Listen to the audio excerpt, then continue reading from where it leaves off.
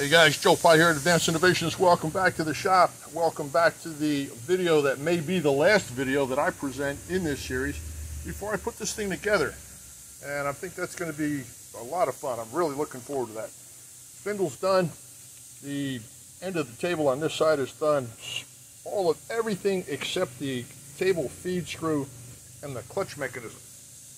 Now this clutch mechanism is not only a very sequential part to manufacture, but it's also a very sequential part to assemble. There are things sliding, popping, clicking, and banging, and yeah, it's just, you know, you got to look at this thing several times before you finally figure out exactly why it works. So the first part I'm going to make is this guy right here. This is a 440 screw. It's about 2 and 300 long, plus about another 5, so about 2 inches 800 long. 440 thread, 116 diameter. That's just under 3 millimeters. So I'm going to single point that. I'm going to extend it, turn it, and single point it. And I'm going to leave it attached to the stock because that little slot right there is going to be very difficult to do with any type of accuracy on both sides if this piece is blank to length. So I'm not going to finish it off first. I'm going to thread it, do all the turning, and we're going to go in the rotary indexer, put a couple of holes in here, turn them into slots, one on each side, and then I will drill across it and just hope the slot doesn't grab and break the drill. This little guy here is pretty straightforward. A couple of turn diameters, a cross hole. This goes in there, then a pin represented over here. I don't know why that is. That pin will secure this piece inside of that mechanism and allow it to slide back and forth when attached to the arm that you already saw me make. This arm attaches to a rod that goes in the front of the table and slides back and forth in that slot and disengages and engages that gear to the worm drive driven by the mini universal joint. Well, don't ask me to say that again because that's not happening. Let's get over to the lathe, turn some long diameters and run some threads and make part number 25 first. 25 coming up. All right, to set up to thread this little sucker is the inverted tool that I normally use. My phenolic follow rest that I have custom cut to support the 112 diameter, which is a 440 threaded OD. This is 2 inches 3/16 long. I'm going to thread about 2 inches and a 1/16 of this. I'm going to make multiple passes. Let me change the camera around from behind. I'm just giving you a good look at how everything's set up. Make a few passes. In a normal threading operation, you can take your deepest cuts initially because of the amount of material that you're removing in proportion to the whole thread is minimal at the beginning. So take your deepest cuts. I am not doing that here. I'm going to make multiple passes here because the tip of this tool is extremely sharp. It's about a 4/1000 flat on the front. And when I put the eye loop on, all I'm looking for is a consistent crest on the thread. That way I know that there's no deflection and that the pitch diameter and the overall performance of the thread should be what I'm hoping for. That's a K68 carbide threading insert. That's the grade of carbide. And I'm Prussian WD-40 on there. It works for me, guys. A lot of people disagree with that, but it works for me. When deburring a thread, it is a really good idea to run the machine in forward and reverse in case there's any loose fibers that are just laying down in one direction. You'll get them both and it won't cause a bind at a later date. Easy, does it?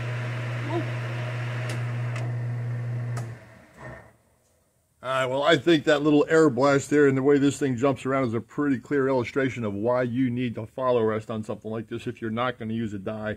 And if you are going to use a die, there's still a risk of twisting off the material because it's pretty small. I'm going to test fit the components that go on here, and when I'm happy with the way everything fits, we will continue with the production of the part. Okay, at installation, this particular screw goes all the way through the main table and is secured to the mechanism that holds the crank on this end. Now, naturally, in the center, it has to engage the half nut, I guess you want to call it. It's really not two pieces of anything, it's just a nut. And that will drive the table back and forth. So those are the critical elements that need to fit on this shaft.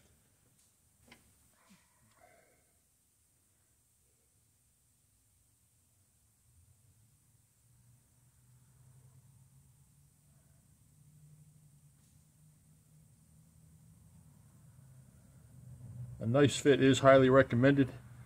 Anything that's grossly loose or undersized could cause this to run eccentric once you tighten down the lock screw on this collar.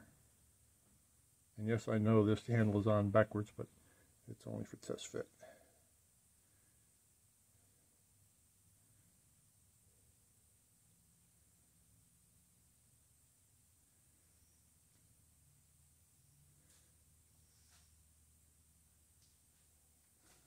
And this is the half nut that I just took off the saddle. That's got to go on and go all the way down without restriction. And boy, that is just difficult to start.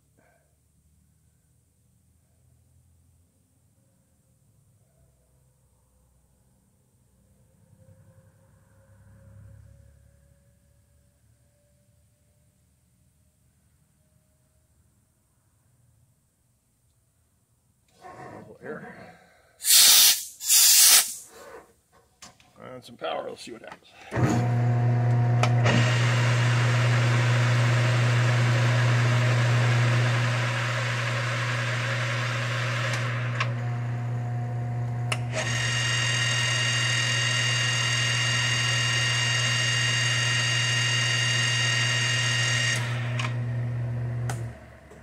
I think that's a win.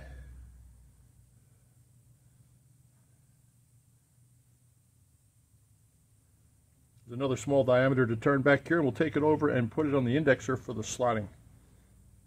Then we can finish it and part it off.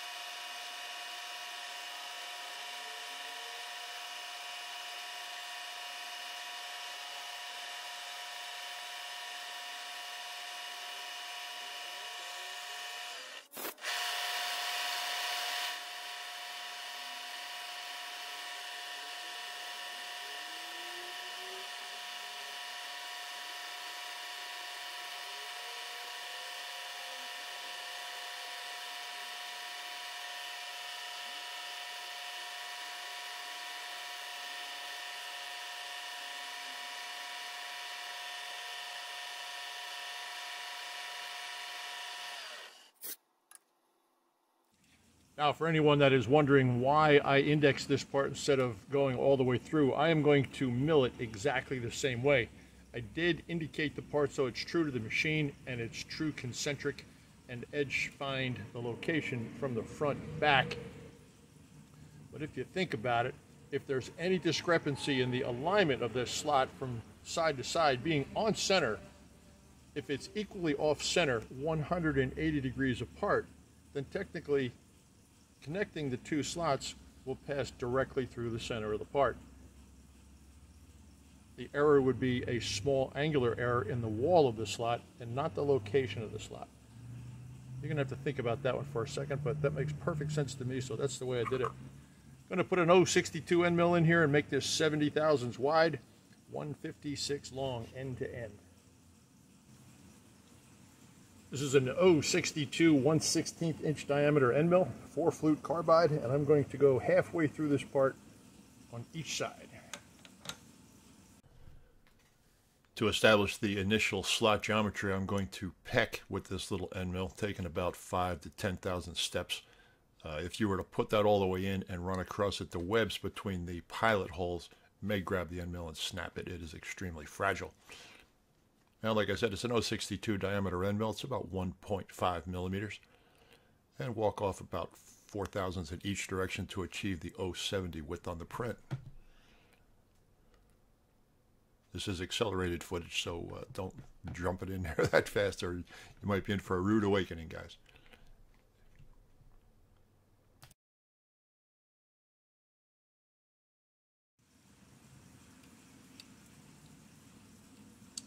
Okay, a little deburring.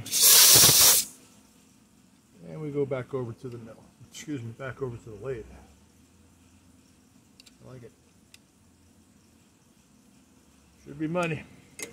Okay, Back over to the lathe. Finish it off. I have to believe that there are some of you out there that are scratching your head saying, why did he use the indexer and flip the slot 180 degrees? He said something, I don't get it. Let me see if I can explain it a little bit better.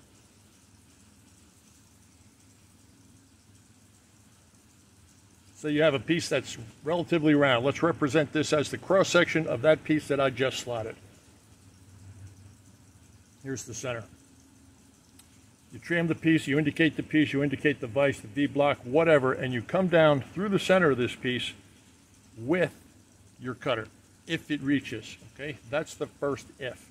If you have an error in your setup and you come down, I'm going to do this grossly exaggerated here.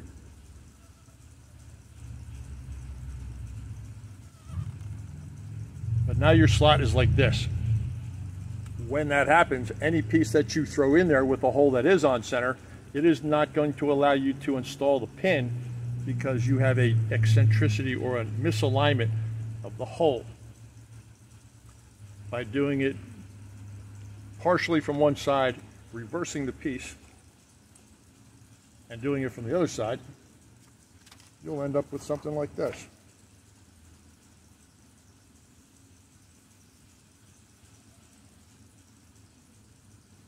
Let's say even if it is off center, I'm going to do it off center intentionally, just to prove a point. I'm going to go about 1/4 of an inch here, about 1/2 inch here. Watch what happens. Here's my slot.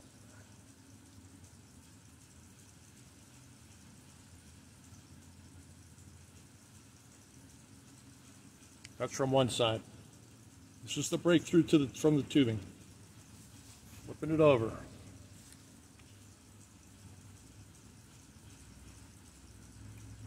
Quarter inch on the left, 1/2 inch on the right.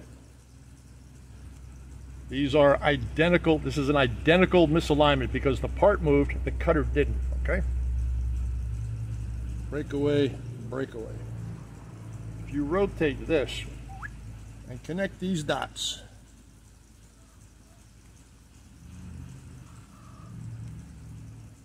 you'll have a slot that is exactly on center. When I said you're going to have a small wall misalignment, a small angular offset on the wall, that is right there. That's the error that you're going to see, that tiny little wedge. You're going to have a bottom corner and a top corner on both of these sides, but that slot will be on center perfectly every time. So that's why I chose to do it the way I did it. Small cutters, small surfaces to indicate the 180 degree flip, slot, then drill it. It's got to be the way to go because now you have two equal misalignments that when rotated are perfectly aligned with the center. Makes perfect sense.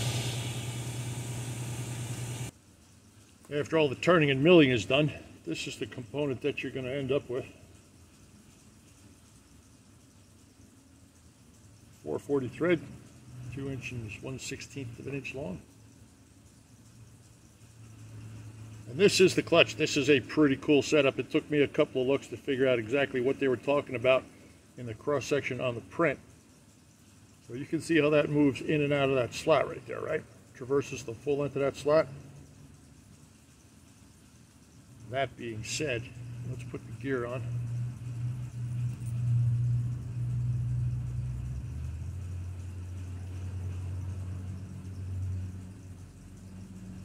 Got a little debris on that. That's got to get cleaned off. All right, this goes back in here.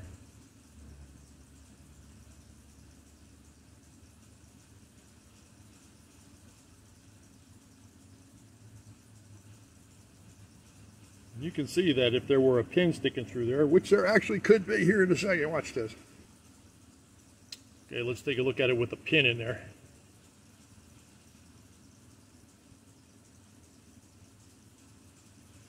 This gear will always be turning consistently because of the drive on the mill. So right now it is not affecting the lead screw at all. And it will always remain in the same position. The gear does not move. When you pull the clutch, watch the pin. The pin gets in between those ears, and now as the gear comes around, it drives the screw. That is a very clever design. And to disengage it, simple, push it in. Now the gear is free to spin. This will be connected to the front of the table, to the T-slots and the feed rod, and the feed rod can get tripped out or locked in place accordingly. But that is a very challenging little assembly right there, believe it or not. Parts will keep getting smaller and smaller, and as is my intention with all the parts, all the things that mate face to face on any of these parts.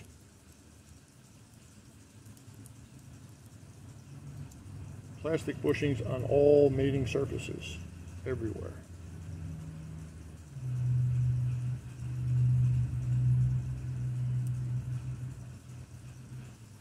Got some doorknobs, a doorknob and a door latch to do. And we're done. Okay, let's take a look at the finished assembly or semi-finished assembly. There's still a washer that needs to go underneath that screw head right there to secure everything. That little fishing line, fishing hook looking part that I made a couple videos ago slides in here with a feed rod that is adjustable and activates the clutch right there. That is a clutch mechanism, believe it or not. Very cool setup indeed. When the clutch is in, when it's pressed in, this is consistently turning, so that gear is constantly turning. If I can do it justice, there you go. And with the clutch disengaged, it does not turn the handle. So you can freely move the handle here to dial the table wherever you want it. When you engage the clutch, this is really hard to do here. Hold on, people. Let's see it pop out. There you go. With the clutch engaged, as the dog bone turns, watch the handle.